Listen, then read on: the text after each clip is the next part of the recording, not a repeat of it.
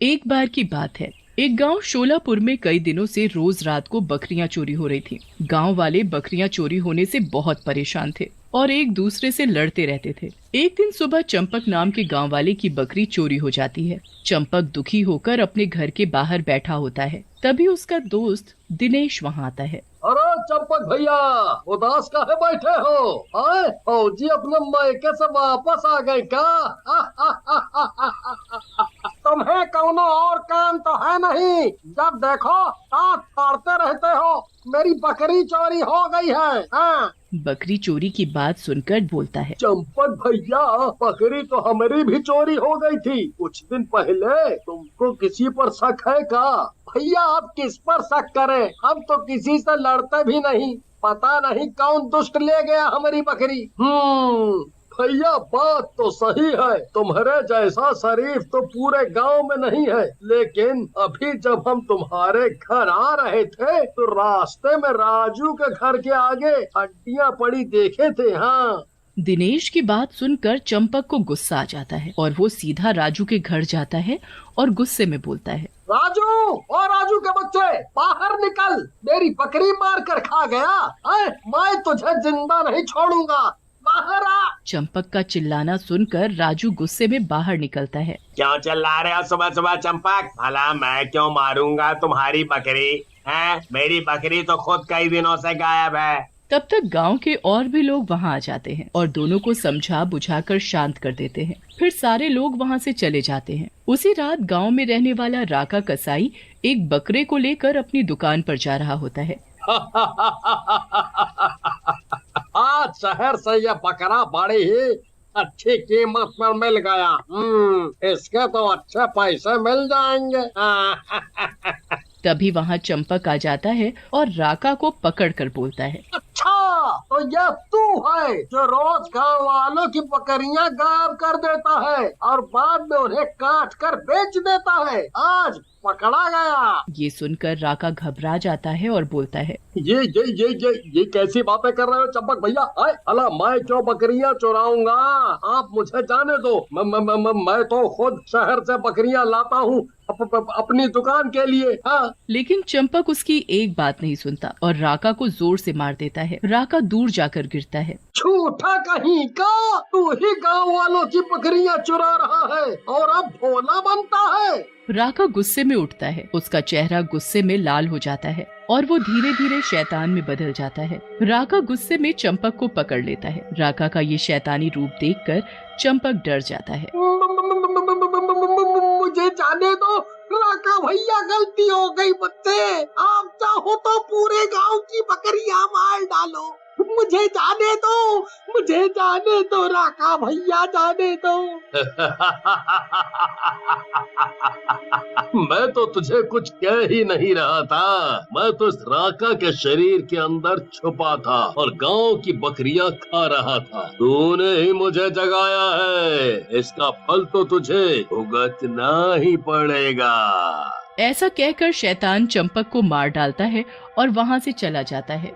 अगले दिन चंपक की सरकटी लाश गांव वालों को मिलती है, जिसे देखकर गांव वाले बहुत घबरा जाते हैं। लो भैया, अब तक तो गांव में खाली बकरियां चोरी हो रही थी, अब इंसान भी मारे जा रहे हैं। पता नहीं क्या हो रहा है, कैसे रहेंगे इस गांव में? अब तो लगता है गांव छोड़कर ही जाना पड़ेगा।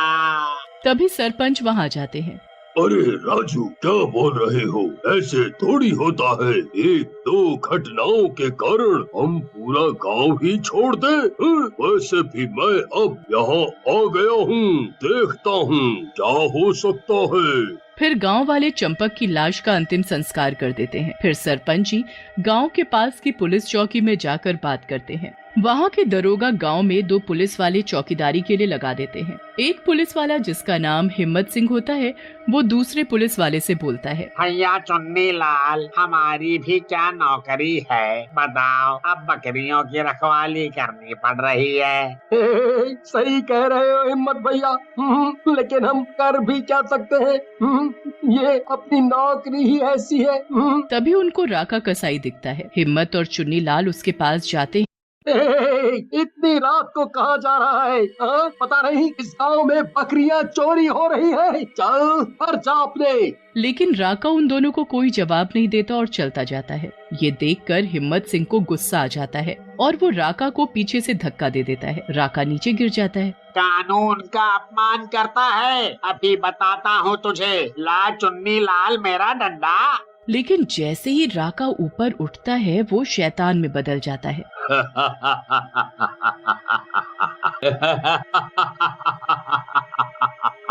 तुम दोनों को मुझे नहीं टोकना चाहिए था। अब तुम दोनों को कोई नहीं बचा सकता।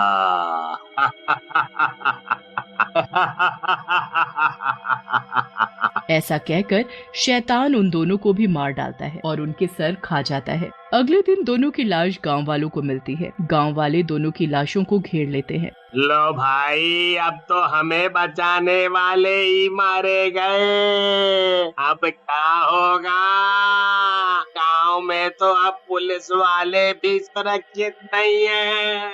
फिर गांव वाले मिलकर एक मौलवी को बुलाते हैं। मौलवी वहां ध्यान लगाकर बैठ जाता है। इस गांव पर एक शैतान का साया है। मुझे एक बकरा चाहिए। मैं शैतान को यहाँ से भगा दूंगा, लेकिन उस समय कोई भी गांव वाला मेरे पास नहीं रहेगा। हाँ? फिर गांव वाले मौलवी की बात मानकर एक बकरा मौलवी को दे देते हैं। मौलवी रात में ध्यान लगाकर बैठा होता है। बकरा उसके पास ही बंधा होता है। राका उस बकरे के पास जाता है और उसे पुचकारने लगता है। ये देखकर मौलवी राका से बोलता है, गांव वाले, तुझे बोला था ना यहाँ नहीं आना। मुझे शैतान से निपटना है, फिर भी तू आ गया। हाँ, चल आज यहाँ से। मौलवी की बात सुनकर राका हंसने लगता है और बोलता है, मौलवी साहब, मैं भी तो आपसे ही मिलने आया हूँ।